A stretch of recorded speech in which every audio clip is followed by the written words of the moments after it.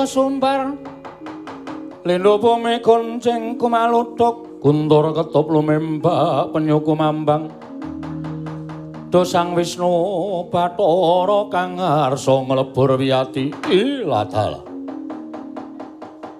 nganti persasat kaya ngenteni sleming palwa gabus kumambang ing sila Kresna Dewa Citra Ngubaya gajeke arep merpegi kelawan nggonaku tapa pepe ana ing repat kepanasan nanging tak enteni ora katon dewane ya aja mbebeda kamurkaning Gajasena tak itungi telung kedheping paningal ora pok buka koris lo matangkep panyuwunku ora mbok turuti wae gawe sungsang bawana balik Kayiwangan Suralaya Om Mastunama Sidam sekaring bawana langgeng Kakang Narada Kakang Resi Kanika Putra Werkencang Warudayang Pak Pong Bu bolong kali cedhe sapa sing gawe Punapi Adi Guru Wanter amiji dhateng wiswanipun ing Raka Sidik Pangudal-udal ingkang Raka pun Bathara Narada. Kakang Narada sasampunipun lenggah ingkang langkung prayogi sarawuh paduka Kakang Resi winantu ing Suka Basuki Kakang. Inggih tansah pinanganing kawidadan. Nering sambi kala swanipun ing Raka ing Sidik Pangudal-udal mangya widodha sowan kula Niskala. Kepareng kula ngaturaken pudya pangastawanipun ing Raka kunjuk ngarsa paduka Adi Pramesti Bathara Guru. Kula pun dicundhaka panglingga murda Kakang mboten langkung kasekecakno anggen jengandika lenggah. Sampun mboten kirang prayogi wiswanipun ing Raka ing Sidik Pangudal-udal di. Bathara Indra prayogakna nggonira ngadhep ngarsaning pun Rama nggih Bathara Indra. Lho inggih. Kanjeng Rama Pukulun. Sampun mboten kirang prayogi wiswanipun ingkang putra pun Bathara Indra. Kepareng kula ngaturaken sembah sumengkeping pangabektinipun ingkang putra kunjuk Sandhapada Paduka. Kanjeng Rama Pukulun Sang Hyang Jagat Girinata. Iya Indra Luntampa. Akarya bombong tias ulun ora liwat pangestu ulun tampanana. Kula pun dicundhaka panglingga murda. Amawahana kabagyaning gesang kula Pukulun.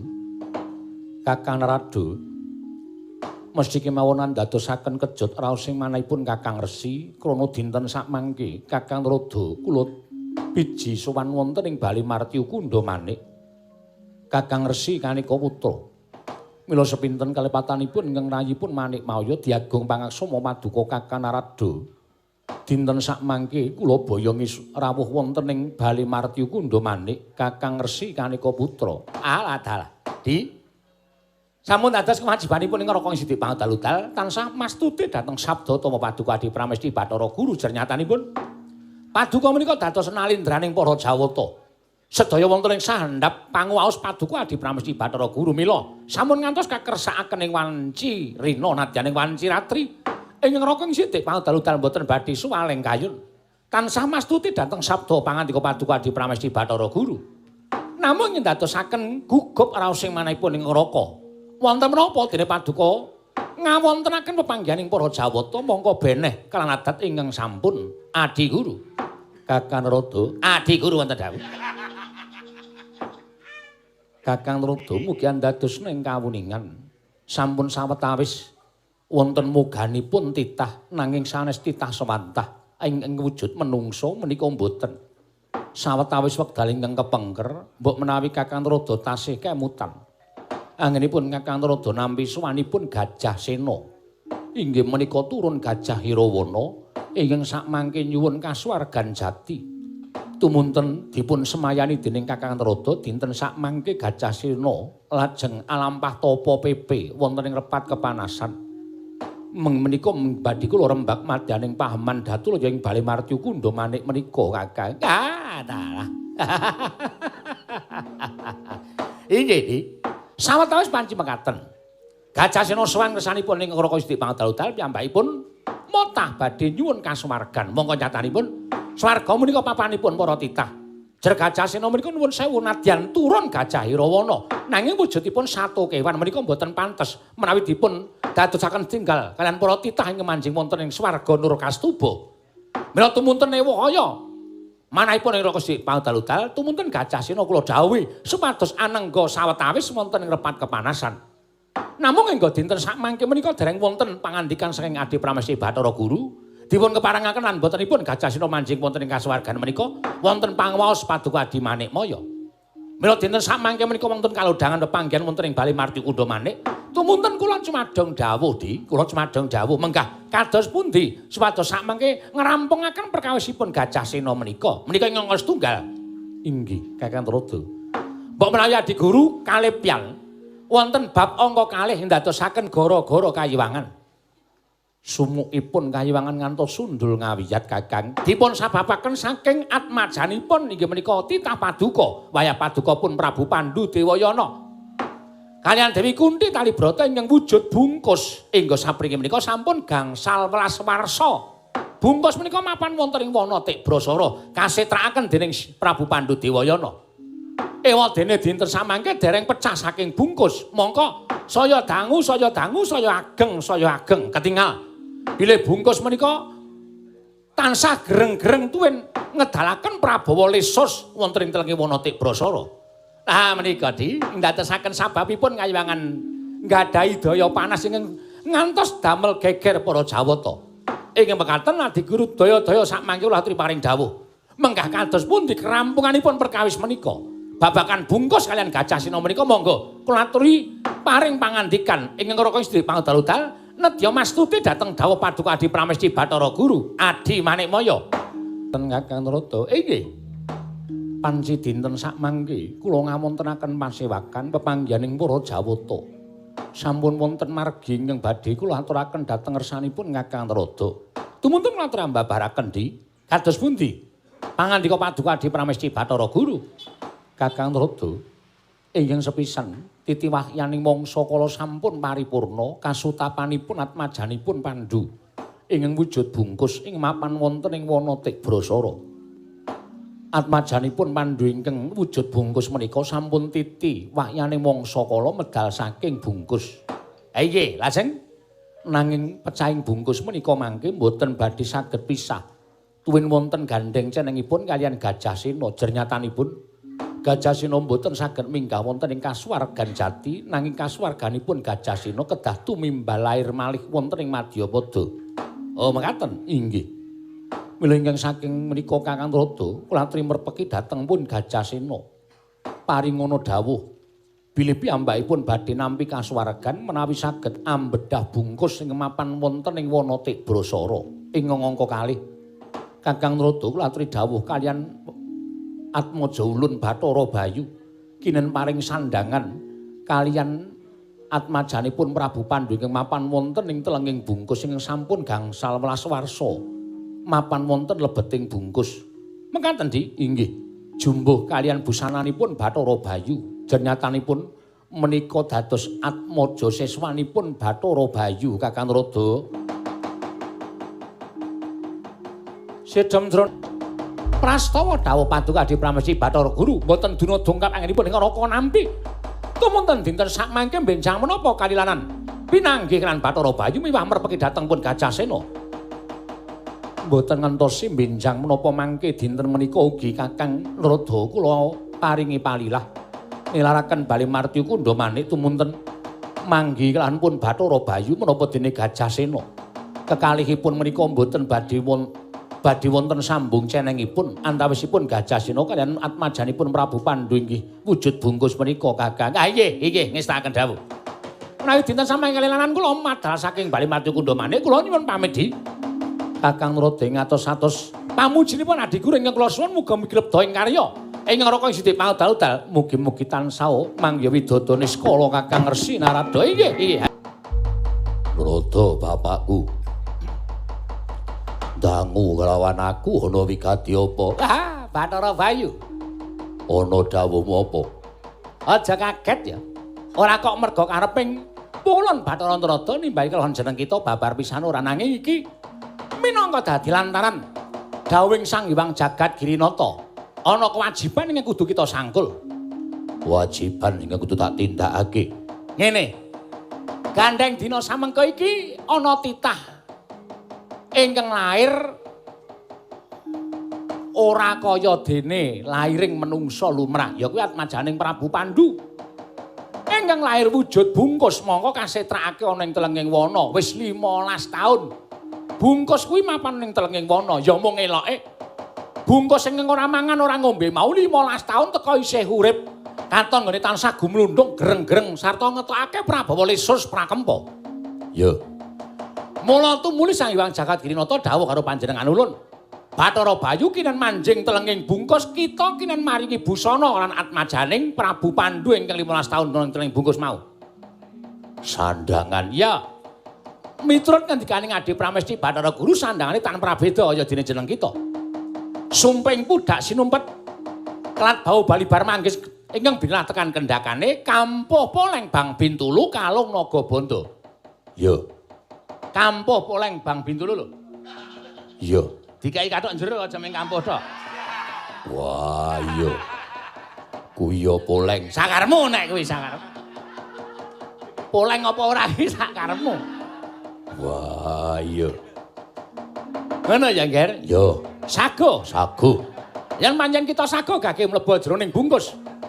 Kita kudu dandani atmajaning Prabu Pandhu. Rada bapakku arep tindak menyang endi? Aku tak merepeki karo pengamu ing si Gajasena. Yen ora dindakake pengamu, wah saya ngrusak kayangan Suralaya galuh to sawangen. Repat kepanasan wis mosak masik ora karo-karan diamuk karo si Gajasena. Yo, sewang-sewangan aku. Tekamu ning Wanatik Brasara manjing telenging bungkus aja kedisian tekane si Gajasena. Njaluk pangestu budal dina iki. Kuwi ngendi lho ya? Ana dewa kok disemprot nganggo telale. Ha, klebus kabeh iki. Wah, gajah edan ora. Gajahne jenenge Gajasena ya gajah edan. Wah, ana busana kadewatane klebus kaya ngene. Apa-apamu? Lho kok apa-apamu piye? Aku ngamuk mergo dewa ngapusi karo aku. Lho, ngapusi perkara sing endi? Nalika semono aku sowan ngersaning Iwang Pikulu Narada. Diparingi dawuh kon tunggu ning repat kepanasan bakal nampa kasuwargan ning nyatane. Tanteni seprono-sprene ora ana kabar saka para dewa.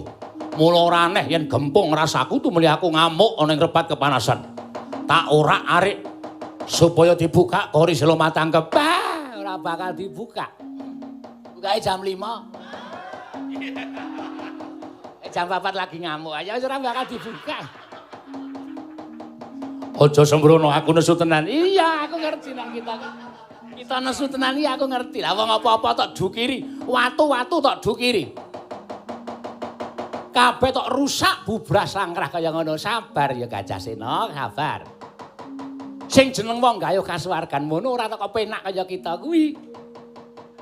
Selagine titanyeng gumlaran ning jagat titanyeng urip ana ing jagat wae kepengin gayuh kasuwargan.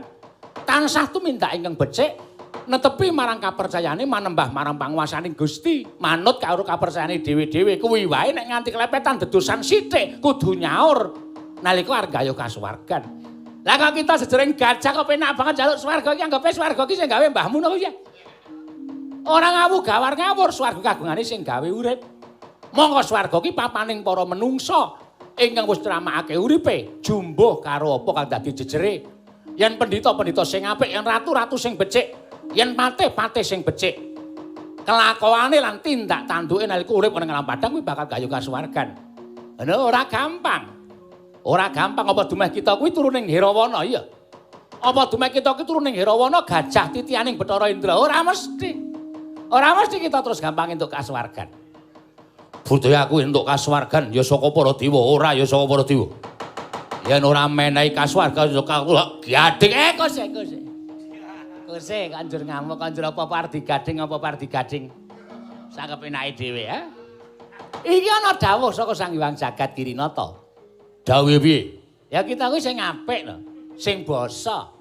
Lah kita ki ming gajah ulun dewa kok ngoko. Ning ngarepe dewa kok ya gedangkrang kaya ngono. Lungguh ngisor trale diplungkerke, ora kok trale wis ra kanggo kok ngeceng-ceng kaya ngono. Ah, wis ora apik iki. Nek ra kanggo ki ditekuk.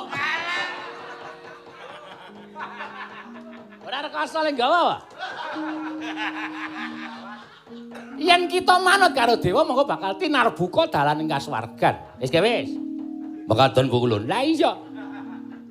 Ayo tengok ngisor. Lah, Lah. Ditekuk traline. Inggih. Ben aja ugat-uget tok linggui. Inggih. Ah senengane do ngumpani kok.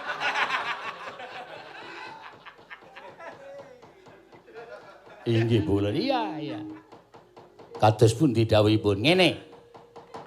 Gajah Sena kita kuwi ora duwe wenang antuk kasuwargan padha karo titah Swantah ana bedane. Inggih. Mula apa kang dadi gayahan kita bakal diudaneni dening Sang Hyang Jagadgirina ta waton. Kasuwargan kita dudu mapan ana ing Kayiwangan, nanging mapan ana ing angganing titah. Tegese kita kudu tumimbal lair meneh ana ing angganing titah. Waduh, menawi ngaten menika sanget panjangka kula. Kula mboten badhe purun lan kula mboten badhe narimaken malawi kula kedah tumimbal lair meneh anggenipun wonten titah. Tetep kula badhe nyuwun kasuwargan jati. Walah wangkal. Ya wis kene wae saiki. Kita mudhuna ning jagat, dewa ora bakal dora kan jeneng kita. Kita mudhuna ing jagat, penere ana ing wana Tik Brasara. Ing kono ana wujuding bungkus. Bungkus kuwi mau putraning Prabu Pandhu Dewayana kelawan Dewi Kunthi ingkang wujud bungkus 15 taun bungkus mau mapan ning wana Tik Brasara.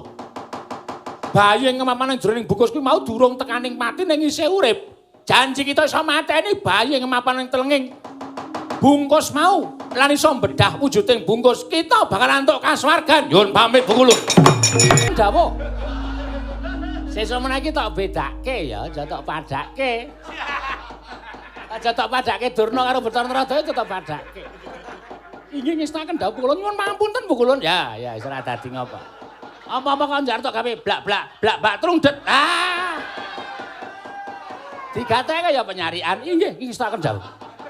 Menika dawuhipun Bathara Brama. Ora ngawur penyarian. Aku ora kon apa-apa kok. Panjenengan wau nyasmitani. Ora, aku ora nyasmitani. Aku lagi golek rek. Wo. Ancen dewa-dewa iki pancen nyenengake tenan. Ah, dewa iki nyenengake. Saya nek wis akhir bulan ngene iki. Guyune dewa-dewa iki renyah-renyah kabeh. Ah, ora kencang warudaya. Ana sing direwangi ora bali ana ing kayangane. Trima ngenteni purnaning gati. Ah, ora apa-apa. Ora apa-apa nek jan Bathara Narada kudu tekor ngliwet sing rada akeh. Ning ora dadi ngapa ya. Nek ora ana kuwi dhuwit iki ora teka. Kaya tuyul nek bengi ngalor ngidul. Nanti Bathara Narada dilokke karo Bathara Pathuk. Kulon Bathara Narada niku tuyul denggul matos kuwi. Wonten tiyang gundul ngalor ngidul. Ora ngrembug sing werna-werna butuhe tuyul ana ing aduh apa?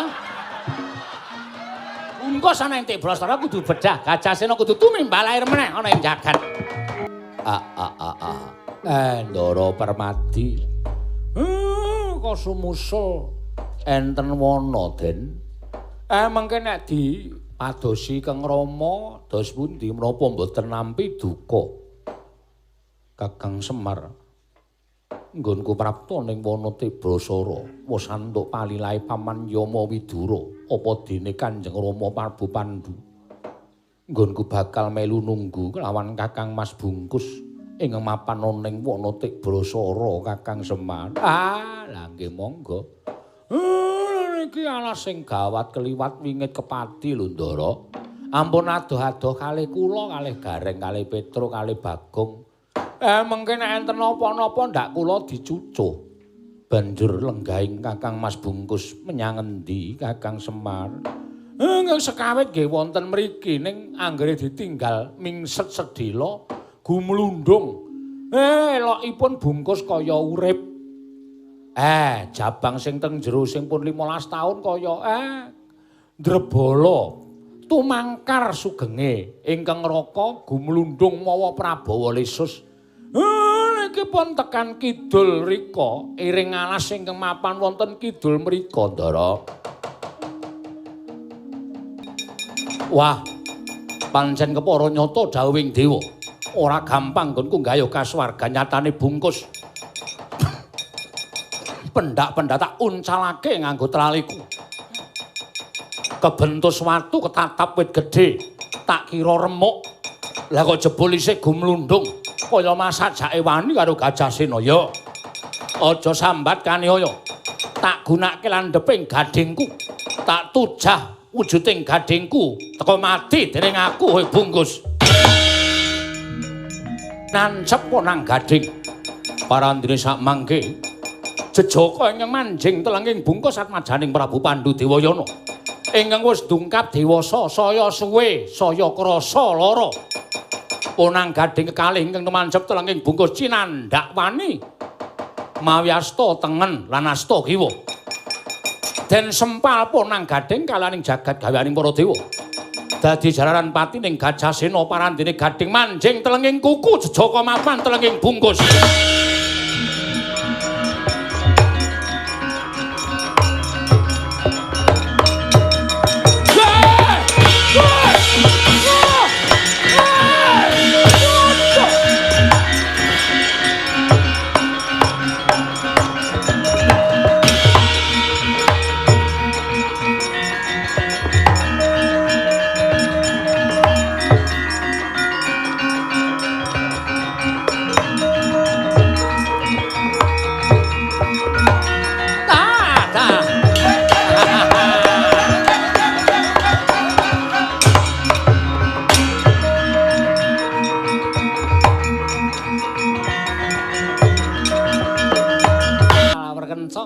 Dayang pak pong buk bolong kali cedhe sapa sing gawe alah lho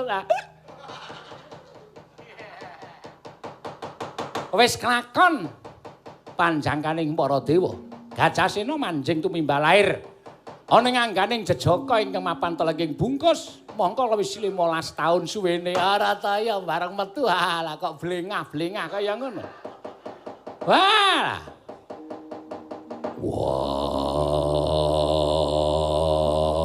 wedan ngebas suarane ngebas gedene ora jamak aku sapa kita pancen durung duwe jeneng mergo kita lagi wae metu saka jroning bungkus ning ulun ingkang bakal paring teteng kelawan jeneng kita seksena jagat saisine gandeng kita iki dumadi saka laku, saka tapa, brata. Suwene 15 taun mongko ingkang bisa mecah bungkus ya kuwi Gajah Sena. Saksana jagat saisine kita bakal paringi tetenger Raden Bratasena. Ulun sewu-sewu kalapatanipun ingkang wayah tadah wadana. Ingkang sekawit kula nyumurupi bungkus dipun pulasara dening wujuding gajah. Teka sak mangke ical wujuding bungkus menika wonten Jejaka ingkang gungaluhur. Permadi kita wonten jarwani. Ingkang mulasara bungkus mau jenenge Gajah Sena. Apa ta wigatine dene dewa dawuh lan Gajah Sena supaya mulasara kelawan si bungkus merga ora ana ingkang bisa mecah bungkus kejaba amung Gajah Sena. Tumuli bungkus disuduk nganggo gadinge Gajah Sena. Nanging sajake Jejaka ya kadang mutu ing mapan telenging bungkus kuwi krasa lara gading dicandhak dipotel karo Jejaka kuwi mau. Iki kakangmu Permati, kakangmu ingkang mapan ing telenging bungkus. Iki wis ulun paringi tetenger Raden Bratasena. Kakang Mas sembanku Kakang Mas.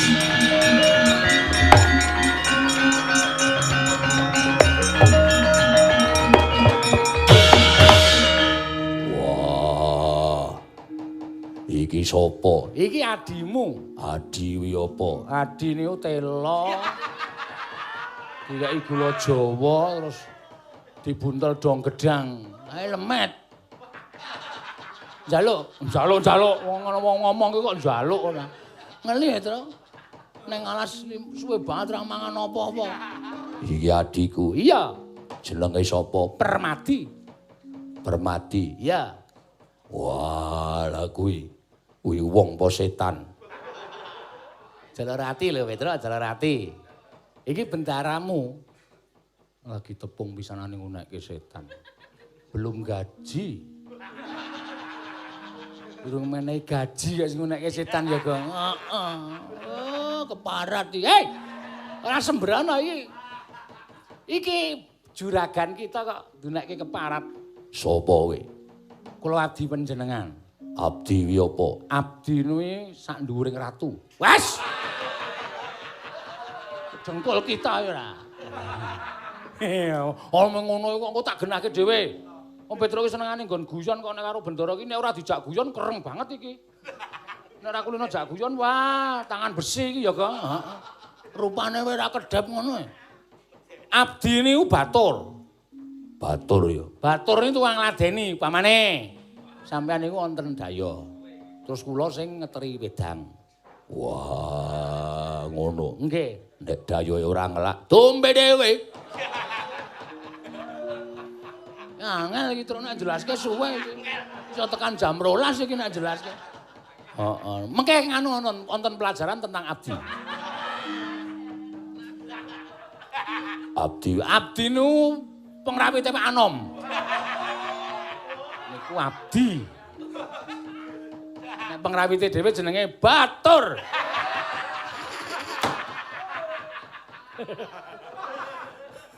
Batur. Berbahagia asosiasi keterampilan menabuh. Aku anu karang apa kepanjangan kok digolek-golekke. Ah kepanjangane ora digolek ora panjang-panjang. Ha iya. Wis saiki ngene, Petro karo Bagong aja domong ya mau wis dine omong akeh ning gara-gara. Iki disithik-sithike le omong. Nggih. Mengko wong atua kita bakal tekan kene, Bratasena. Sopo wong tuaku? Ah, mengko kita bakal ngerti dhewe. Wah, iya.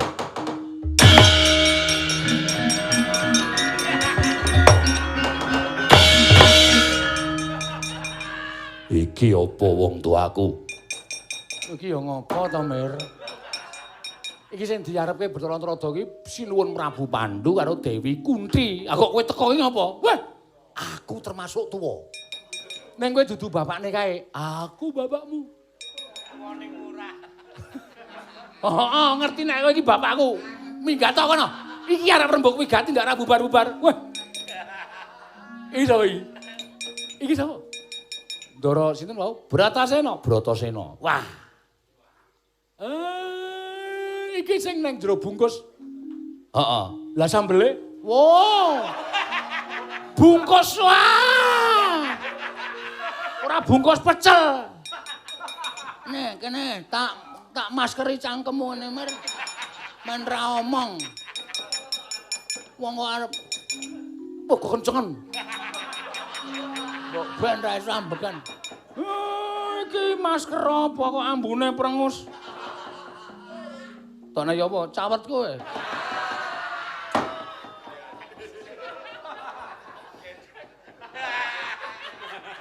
Bagong ki aleman wong lanang kok nganggo streaming barang. Men saksi. Wah, padha kawan ki Petro ki saya medun ngapa ya? Nggih, natepane ora nganu kok. Bratasena kowe alian kene. Yo. Permadi wis nangis ki wis ngakangne wis slamet kok dadak senggrak-senggruk. Kula menika trenyuh. Krana Kang Mas kula sampun wilujeng pukulun. Nah iya wis ora perlu ditangisi wong jeneng seneng kok ditangisi. Minggir iki sih udah ngerti tata krama nek kedengkul sirahmu malah. Inggih. Wis kana tengok mburi kana. Inggih. Bratasena pindah kene. Lah kowe pindah ngendi? Angko nek sing entuk kontrakan aku pindah. Oh, iki tak buang lho. Aja. Dewa kok dibuang ora. Aku dewa kok senengane ngelucu ora. Tak maskeri po. Wis ora. Ulun kene. Ah, wis. Iki abdi iki. Dilingguhi ndase wae ora apa-apa. Ini ora lunga.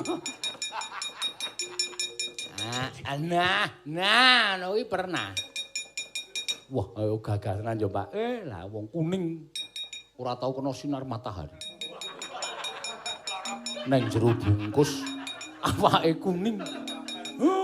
Wulune kok dadi wis dawa-dawa ya wis. Ayo ketutupan bungkus kok.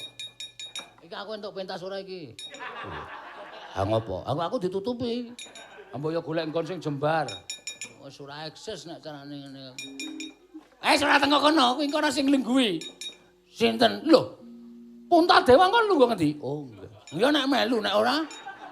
Nek Puntadewa di acara ora iso mangkat Climen, ayo. Wis kowe ngandani ngayal ora. Puntadewa saiki iso ngendang Jaipong ya, ha iya.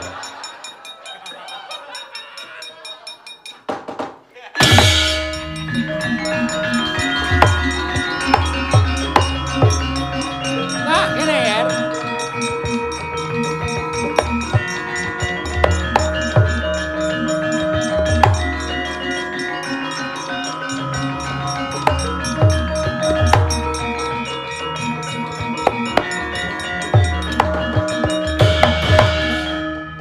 Pukulun semban kula.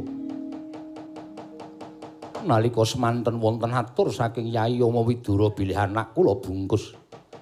Sampun luar saking panandang. Pukulun kadang kula kados pundi? Ya, marang kaki wis padakno. Jejaka ingkang ngadeka ning ngarepan ulun, ingkang gagah pideksa iki ya Atmaja kita ingkang tapa brata telenging bungkus 15 taun saiki wis luar saka panandang Pandhu anakku nggih. Oh. Anakku nggih.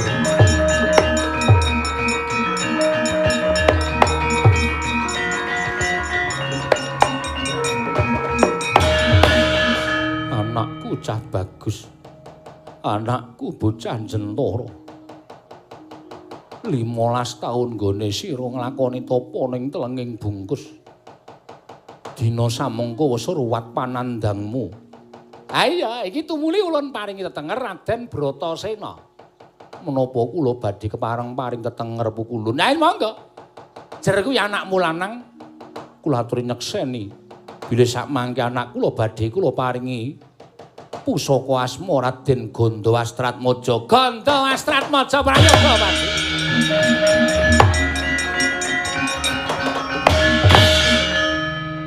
Gandawastratmaja kita kuwi jejuluke Prabu Gandawastra.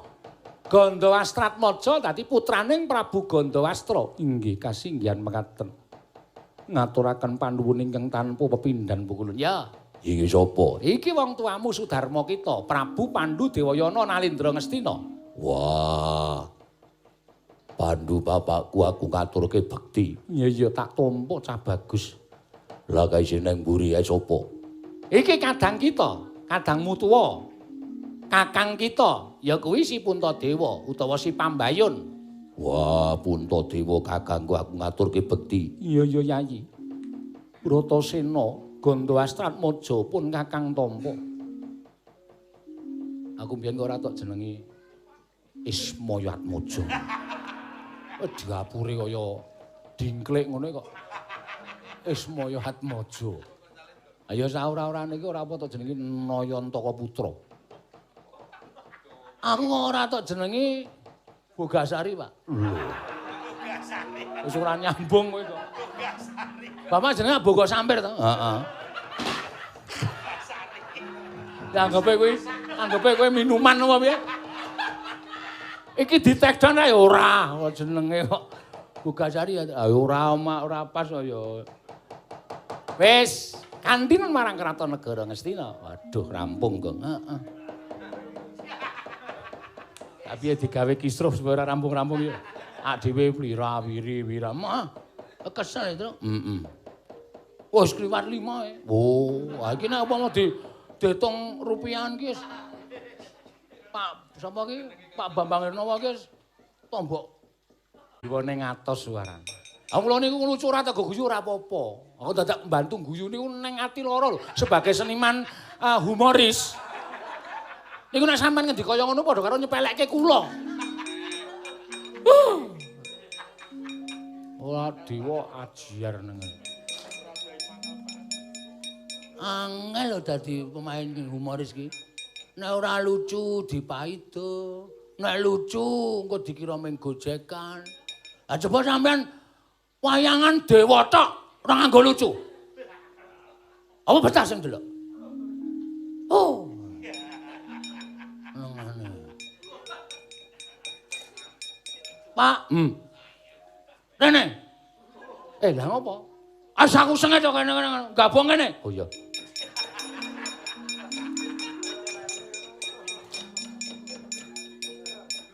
Wis nang kene jagongan wong papat bae. Semar, Gareng, Petruk, Bagong. Wis ora ketambahan wayang liyane ndak ngisro. Ha iya. Menurut kowe piye karo kahanane Covid kaya ngene? Lah aku ya. Aku radong ngene. Iki ade ra iso pentas blas iki panggung-panggung do dilarang iki. Jebur sing dilarang ora mung merokok ya, Truk. Heeh. Pentas barang ya dilarang. Ah ya ora apa-apa, pokoke nampa apa anane. Ah iki ngene, aku ngono. Wah. Ah iki ade ra iso rampung iki mergo disaut karo ponakane Dan kae. Pokoke nek kono omong dimentake ya, Truk. Ya. Kulun bombong raos sing manah kula. Dene sak mangke anak kula sampun luar saking bungkus. Kowe mangkok apa bungkus? Ah manut. Aku dimangkok wae, aku dibungkus. Ya kaya ngopo senenge wong tuwa ngatasé dikira bocah mau ora iso ndrebolo ning jroning bungkus bareng 15 tahun kok isih urip mongko bareng luar saka bungkus lah kok semono gedene. Tak obati apa, Mar? Ha iya. Kok iso semono gedene iki tane obat mesti ta, Man? Mula dhewe wajib ngaturake syukur marang pawasaning Dat Kamurweng Dat. Muji syukur paring boga lan sandang kamurakapi.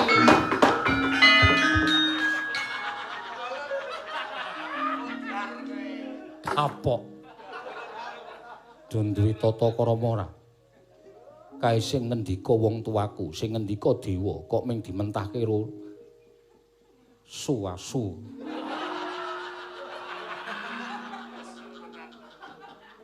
Ae bapake kok dhisik lunga adoh banget ae lho. Semar ae wedi ae. Wis dhisik bablas adoh banget. Ndak melu disengeni. Mar, mau saya ngakon kowe to, ndasmu. Muga-muga kabeh nandhanga kabecikan.